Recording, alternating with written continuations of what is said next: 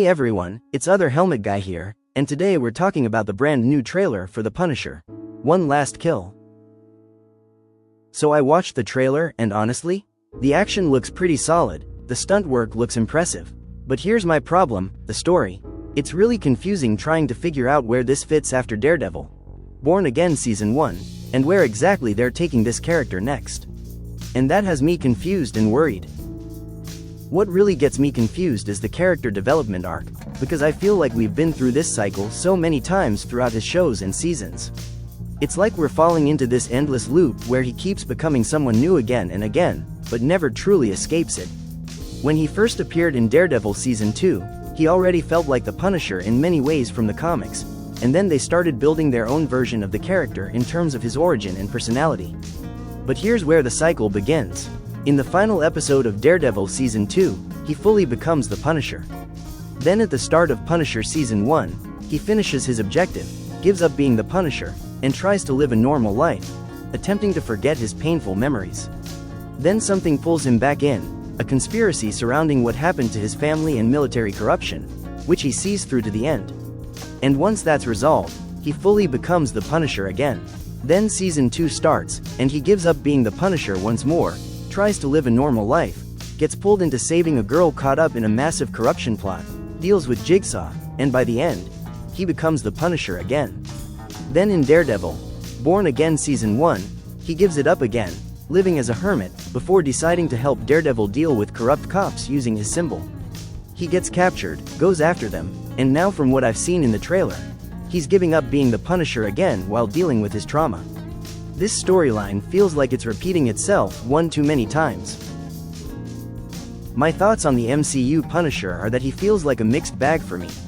When I first saw him in Daredevil Season 2, some elements of his personality actually felt true to the comics. His focus, his drive, the fact that he doesn't speak much, he's not a huge fan of emotional drama, and he's quite tactical when dealing with enemies in combat. That was genuinely interesting to see. But as time goes on, I noticed he starts speaking a lot more than he should. Then there's the forced relationship drama with Karen Page, which doesn't make sense to me. There's no real chemistry there, yet the show keeps pushing it as though there is. And as the show progresses, he becomes a lot more emotional, with a lot of screaming as he goes into combat. He also becomes less tactical and more reckless, getting injuries that could have easily been avoided if he had thought through a proper strategy. Instead, he heavily relies on his endurance to get through situations, often needing a lot of help from other people just to recover. On top of all that, the show keeps going back to his family flashbacks over and over again, which after a while starts to feel repetitive. Now, I can understand why people like the MCU Punisher, because he is a more modern and realistic version of the character within that world, and it seems that audiences appreciate a more grounded take on him. But compared to the other versions of the character in film, they feel almost completely different. Starting with the second Punisher movie, Thomas Jane's version, I thought it was very great and almost felt like a comic book version of the Punisher brought to life in live action. It nearly feels true to the character. The issue, however, is that they took some liberties with his origin story, where he is an undercover cop dealing with a drug bust, and the gangsters decide to use him as a target for revenge, which results in him losing his entire family. But throughout the story, he does wear the iconic Punisher skull symbol and actually uses a lot of strategy and tactics to take down an entire mafia group, which was very smartly done. Overall, it was a great portrayal of the Punisher. Then there's the Warzone version of the Punisher, played by Ray Stevenson, which is the most comic book accurate adaptation of the character and almost feels like a one-to-one translation from the source material. I would say he is the most powerful version of the character, the most deadly. He uses both tactics and brute force to take down his enemies, and his size and efficiency make him an absolute force to be reckoned with. The only issue I have with this version is that the Punisher skull symbol is barely visible, which is a shame given how iconic it is to the character. Now, there is a lot of explaining that needs to be done with this special episode coming to Disney+.